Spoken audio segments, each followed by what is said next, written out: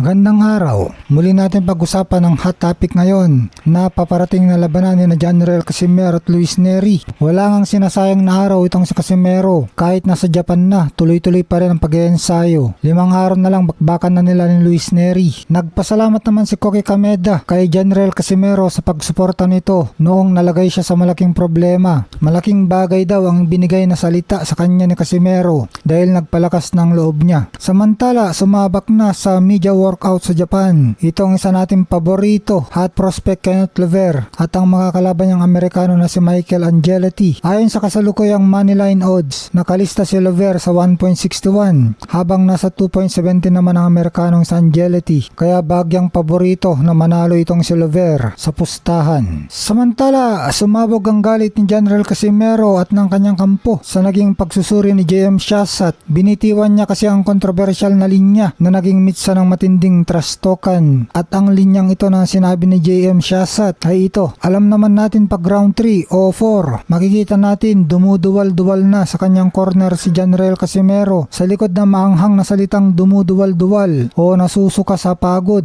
Ang ibig talagang ipakahulugan ng sports analyst ay ang stamina at conditioning ni Casimero. Para kay Shasat, may tsansa si Casimero kay Luis Nery kung mahuli niya ito sa mga early rounds, pero kung tatagal ang laban at aabot ng round 3 o 4 nang hindi napapabagsak si Nery, makikita na umano ang matinding pagkapagod ni Casimero dahil sa kakulangan sa tamang ensayo at isyu sa pagkuha ng timbang. Dahil sa hirit na ito na tila pinalalabas na mabilis mapagod ang dating kampiyon, hindi nakapagpigil ang magkapatid. Agad rumesbak si Janriel Casimero sa comment section at tinawag si Shasat na kalbong bading na satsat ng satsat at walang alam sa boxing. Ito naman si Jason Casimero, trainer at kapatid ni Janriel, ay nadamay din sa gulo nang banatan naman ni Shasat ang kanyang kakayahan bilang trainer. Sinabi ni Shasat na mas malaki pa raw ang chance ang manalo sa loto kaysa magkaroon nito ng alam sa coaching. Mukhang nagalit talaga ang team Casimero dahil tinamaan ang pride nila at ng kanyang team. Sa tingin mo, may basehan ba ang hinala ni Shasat na bibigay ang stamina ni Casimero sa round 3 o 4 o pinatutunayan lang ni Cuadralas sa ensayo na mali ang analista? Samantala, ito naman batikang sports analyst na si Attorney Ed Tolentino nagbigay ng prediksyon sa labanan ni Casimero versus Nery. Sinabi na Attorney Ed, hindi daw aabot sa desisyon ng laban. May matutulog at baka 6 rounds pa lang tapos na ang laban.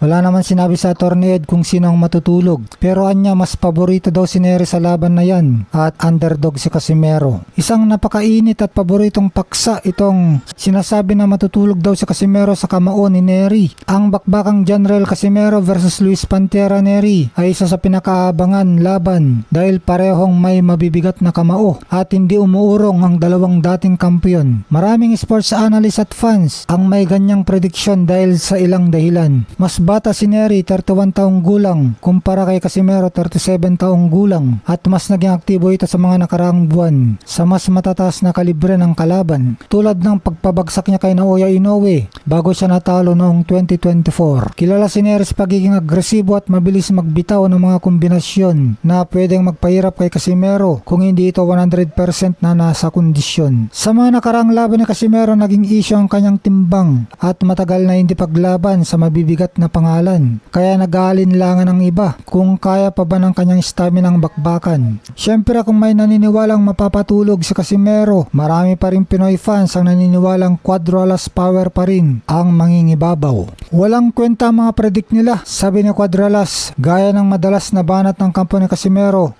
laban sa mga kritiko at analista na tulad ni na Attorney Ed Tolentino at JM Shasat. Kumpiyansa silang may pamatay na one-punch knockout power at pagiging madiskarte si Casimero na kayang magpabagsak kahit kanino kapag tinamaan ng sapul sa panga, at kilalang marupok din ang baba ni Nery kapag nasasabayan ng barako. Sino sa tingin mo ang unang makatama ng malinis na patama na magpapatulog sa kalaban? Samantala, sa kanyang programa sa sparring session, nagpakawala na naman ng matinding banat si Shasat. Ngunit sa pagkakataong ito, ang mismong kapatid at trainer ni Cuadralas na si Jason Casimero ang naging target ng kanyang kritika. Ito ang detalye sa nagaganap na girian ngayon, ang matinding banat ni JM Shasat. Hindi na itago ni Shasat ang kanyang matinding pagkadismaya sa kalidad ng pag-iensayo at estratehiya sa loob ng kampo ni Casimero.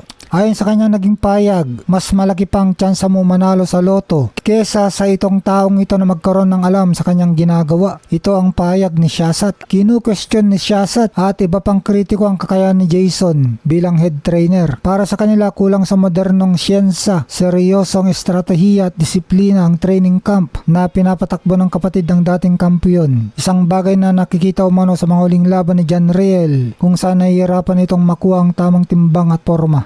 Matatandaan bago ang banat na ito ni Shazat kay Jason, nauna ng rumesbak si John Riel Casimero sa pamamagitan ng pagtawag kay Shazat na kalbong bading na satsat ng satsat sa social media dahil sa mga hindi paborableng prediksyon ng analista. Dahil dito ang bagong hirit ni Shazat tungkol sa tsansa sa loto ay tinitignan ng mga fans bilang resback o ganti sa mga personal na panglalait ng boksingero. Hati naman ang reaksyon ng boxing community. May sumasang-ayon kay Shazat. Maraming hardcore boxing fans ang sumasang-ayon na kung gustong muling maging world champion ni Casimero, kailangan niya ng world class, subok at disiplinadong trainer, gaya ng mga banyagang coach o kilalang taktiko, imbes na pamilya lang ang umawak sa kanyang seryosong karera. May mga nagtatanggol naman kay Jason. May mga taga-taguyod naman si Cuadralas na nagsasabing unfair ang banat dahil magkasama at magkakonektado ng magkapatid mula pa noong mag-champion ito at mas kilala ni Jason ang katawan at mentalidad ng kanyang kapatid. Sa tingin mo, may punto ba si JM Shazat na dapat nang kumuha ng ibang elite trainer sa Casimero o personalan na ang banatan nila?